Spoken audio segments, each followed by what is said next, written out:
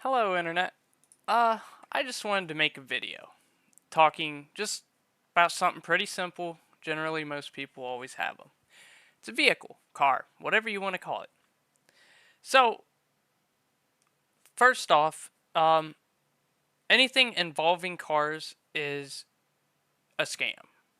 Okay? So, I just want to give an example. Back in 2016, I believe, I bought a 2015 Nissan Versa. I made 3 car payments on that thing before I was so sick. I just couldn't do it. So with now these numbers might shock a lot of people, but back in the time this was still pretty bad. Okay? So my car payment was about 360. Okay? And I had to pay for that thing for, you guessed it, 72 months. $25,000. Now, hear me out. The sale of that vehicle, what it said on the paper, was 9995. That means that the bank that sold that vehicle made about that much profit.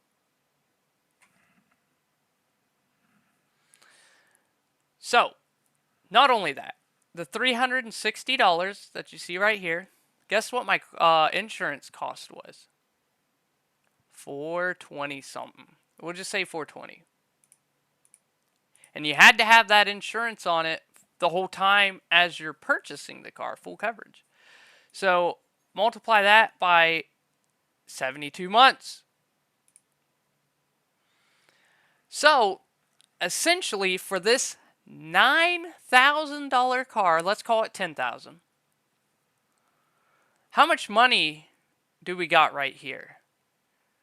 So you got to buy the car, which is 15,900 plus the 30,000. So let's say that's 31,000 times 15,000.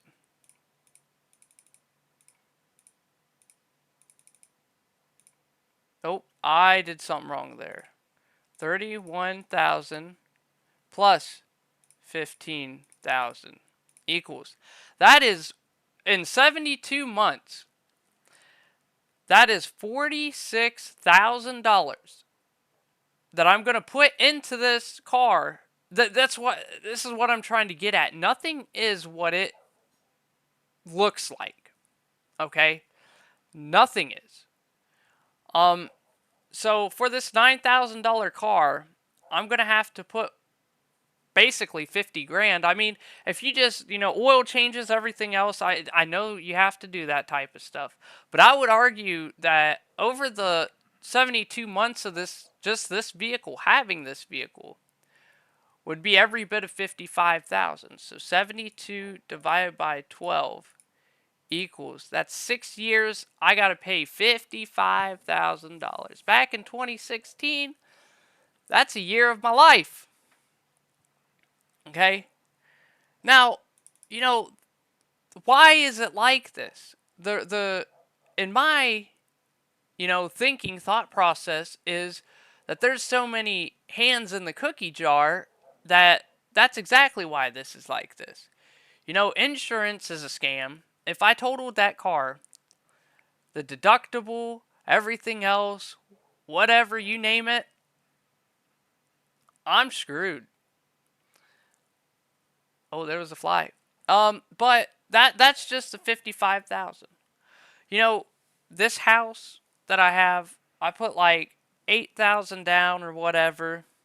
It was sold to me for basically 65,000. All right, this is another thing I can show you. So $65,000 is what this house was sold to me for. Okay. Now my property taxes have taken a 360% increase over 3 years, but we won't get into all that. That's another scam. But $65,000. Okay? So let's just work some math on this. You know, this is what you see, but this isn't what you pay type deal. There's a thing called interest and lots of other things that go into it. So 65,000, and it's a 20-year thing. It's a 20-year mortgage. So if we were to divide this by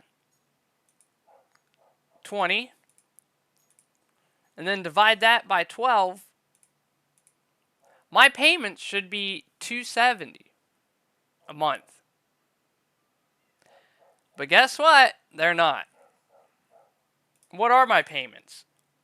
565.5 times 12, and then multiply that times 20.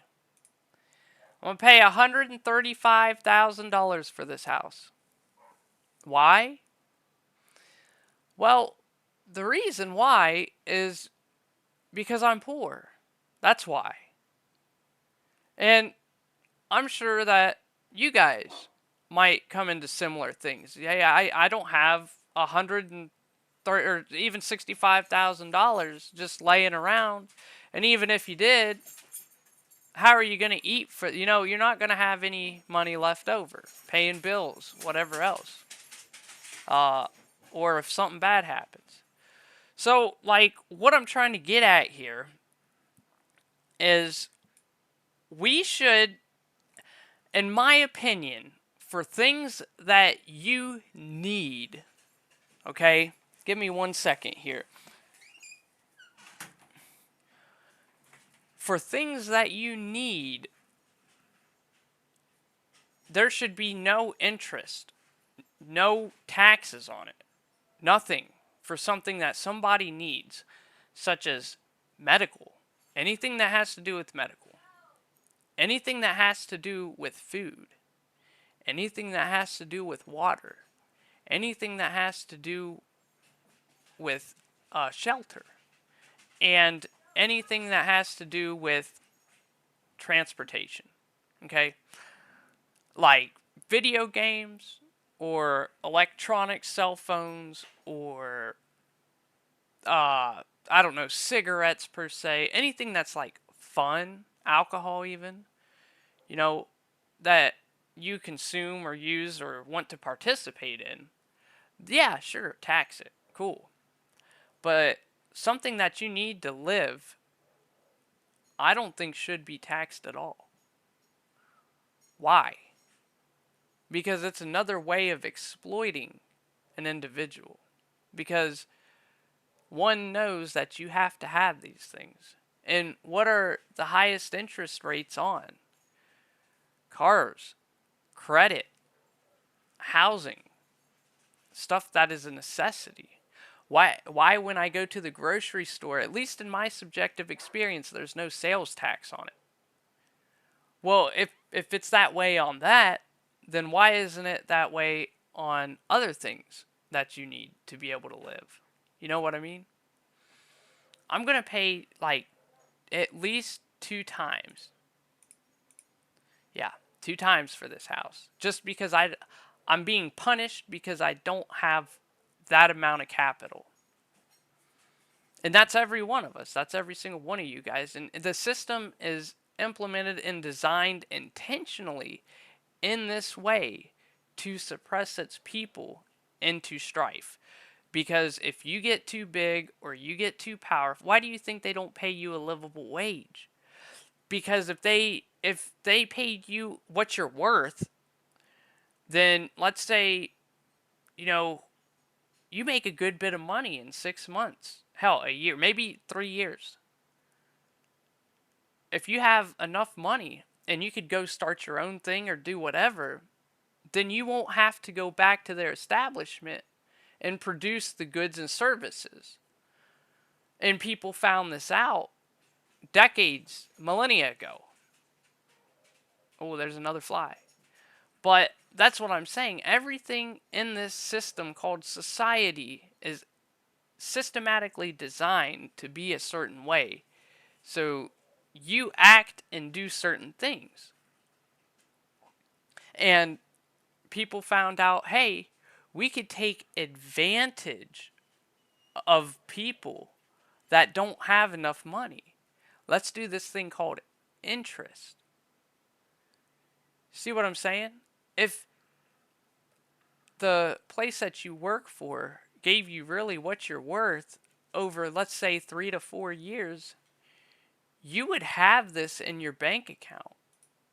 And you wouldn't have to go over to joeschmoesbank.com or whatever and be like, hey, you know, I didn't do my math homework in the 7th grade and then get rejected. And not only that, just asking hurts your credit because they're going to pull your credit. So that's an inquiry on your credit. Are you starting to like get the wheels turning a little bit? So if you ask, you get punished. Because they don't want you going out and buying stuff, especially assets. They want to keep that to a minimum as much as possible. Why? Because in certain situations, assets appreciate. Just throwing some things out there. You know, look at, if you bought a house in 2008 and just sat on it until 2020, 2021, maybe 2022, depending on the house, you made a lot of money. I've seen houses like my brother's house, for example. He bought it for like 119,000, I think in '06 or something like that. 15-year mortgage. With the equity and everything else that he got in that, it was nice. He got himself a pretty decent house. But I mean, he wishes that he would have kept with the first one because it's like less than half the square foot. It's a lot cheaper to cool. Pretty sure just taxes. It's another thing I want to talk about. Is these houses. Okay, when I first moved in here, let me do some math here. I think it was like 278 divided by 12 equals. That's $23 a month I have to pay the state of Ohio to live here, okay? Or maybe the town that I'm in. I'm not sure which one. I'm pretty sure the town. I had to pay them $23 a month to stay here. I was all right with that. Wasn't bad. I think it's somewhere around there. It might be 1,300 right now. I'd have to look.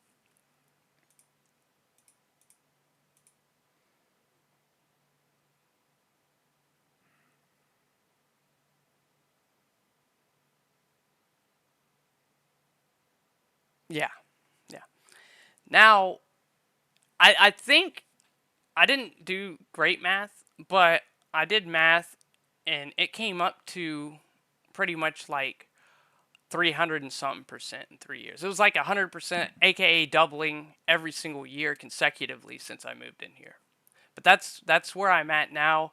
Is that 1250 somewhere around there? It might be 1300 and something, but because I didn't pay it on time, I think add another 10%, so 120 to that. So it's going to be like $1,500 this year to be here, opposed to the $23 a month or whatever to $278 a year annually. And if we keep on going in this trajectory, my taxes on this house is going to be more expensive than my mortgages. Do you see a problem? Now, let's go back to the car real quick, okay? Let's say, we'll go back to that Nissan Versa note. It's 10 grand. We'll just round numbers, just to round them.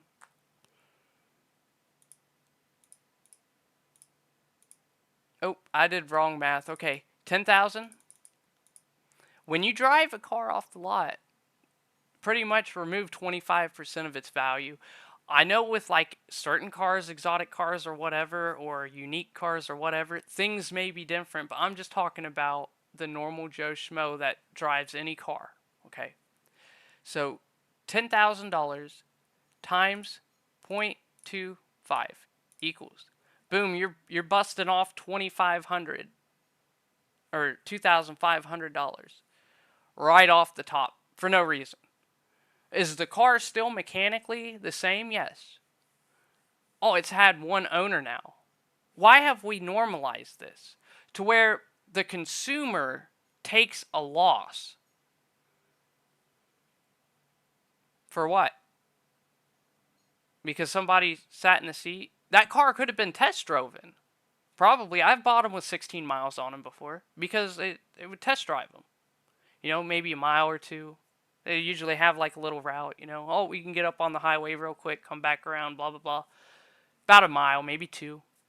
So 16 people have been in that car ish, somewhere around there. Maybe 8, 16. But it didn't depreciate in value when they drove it off the lot for a test drive. But just because I take ownership of this asset or what, no, that's not an asset, that's a liability, but depending on the circumstance, we'll just call it an asset because I think of a vehicle as an asset. I know it's a liability, but I need it to be able to go around. But just because I drove it off the lot and the title was put in my name or whatever, or technically the bank's name, you don't get the title until, you pay for it, but whatever. Just because that happened, you lose a quarter of its value. Why? You know what I mean?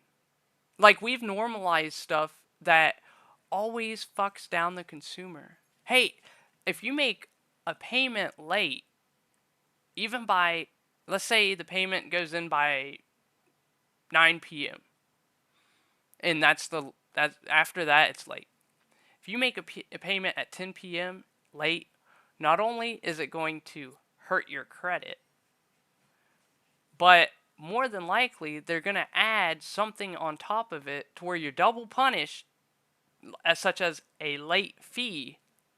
But if you don't, like, let's say you get reimbursed for, I don't know, you made too much of a payment, and they take their sweet ass time taking a month and a half giving you your money back, or you want a refund or whatever, nothing happens on the other end coming back to the consumer.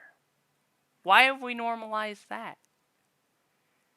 And the more I think about these types of things, the more I'm like, wow, it seems like a lot of evil has intentionally thought of these processes along the way just so you and I can't get ahead. And I could give examples for days in situations that I've been in and dealt with. Let me put it this way. I'm like, I think 31, maybe 32, I don't know.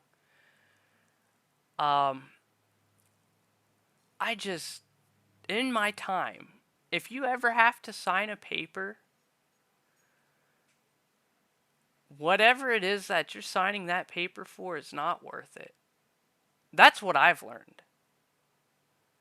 Most of the time. Because, let's say you ran into a rough day, rough week, rough month, rough year. You are spending all of the money that you make on your bills just to stay alive, right? For food necessities. You don't go out, you don't do anything. You're eating peanut butter and jellies and ramen noodles every night. And you run out of money. Interest just bites you every single month. You're falling behind actually because of it. And you get to the point to where, oh, I can't afford to eat now. What are you going to do? I'm not going to pay that credit card. And you don't want to pay that. they're going to file for a judgment and they're going to get access to your bank account. And they're going to take, I think legally, I don't, it might be different in every different state, but they could take, I'm pretty sure, up to 25% of your check. Then what are you going to do? Oh, you can't pay your mortgage. What? And then, not only that, but a lot of them are going to try to put you in arbitration. Look that up. I don't even know what it is, but I know it's bad. It's a biased court system.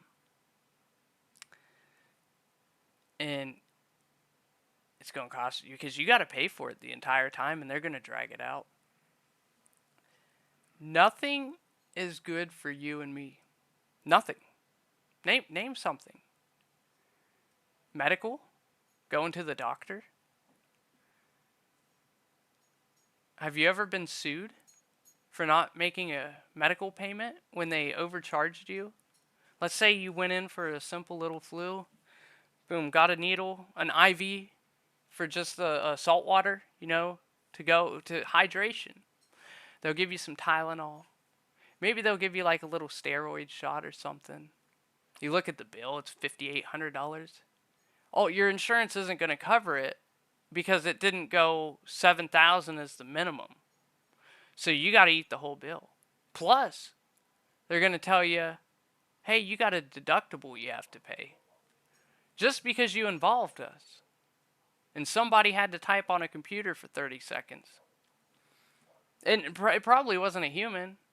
It wasn't a human. Most everything now is automated. Then they sue you. Maybe they can get a judgment on you. If you sit and think about any scenario, give you another one. I am a very, very, very tiny, small content creator. Okay? I am sitting here, just streaming or whatever. And I have to get up and use the bathroom. My daughter is sitting right over here. I signed terms and service papers with YouTube. I gave them my EID or whatever, my ID. All this other stuff. Pretty much e-filed a signature type deal. Well, guess what? When I walked away, a person less than 13 years old is sitting there. And what does an artificial intelligence think? That is a 13-year-old that's streaming against the terms of service. What did they do? They deactivated my YouTube account. And here's an awesome thing. Did you know that YouTube and Google are pretty much the same company? My Gmail account went away. I couldn't even access Google Maps. I couldn't get into my bank. I couldn't do anything. I couldn't even open the Play Store.